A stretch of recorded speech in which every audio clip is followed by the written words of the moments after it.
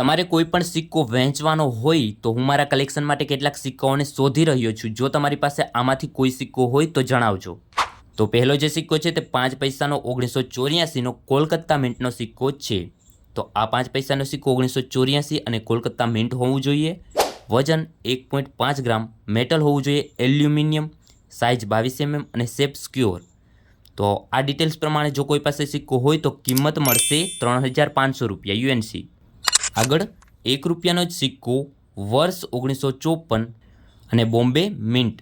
તો આ metal nickel હોવું જોઈએ. વજન 11.66 ગ્રામ, સાઇઝ 28 mm અને શેપ સર્ક્યુલર હોવું જોઈએ.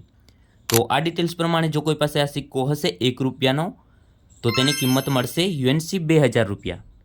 આગળ ત્રીજો સિક્કો છે 25 પૈસાનો ગેંડા છાપ સિક્કો. તો આ સિક્કો 1993 હૈદરાબાદ મિન્ટમાં હોવો જોઈએ. મેટલ ફેરેટિક સ્ટેનલેસ સ્ટીલ, વજન 2.85 ગ્રામ, સાઇઝ 19 mm અને શેપ સર્ક્યુલર. તો આ ડિટેલ્સ પ્રમાણે જો કોઈ પાસે સિક્કો હોય તો તેની કિંમત રહેવાની છે 4000 રૂપિયા યુએનસી.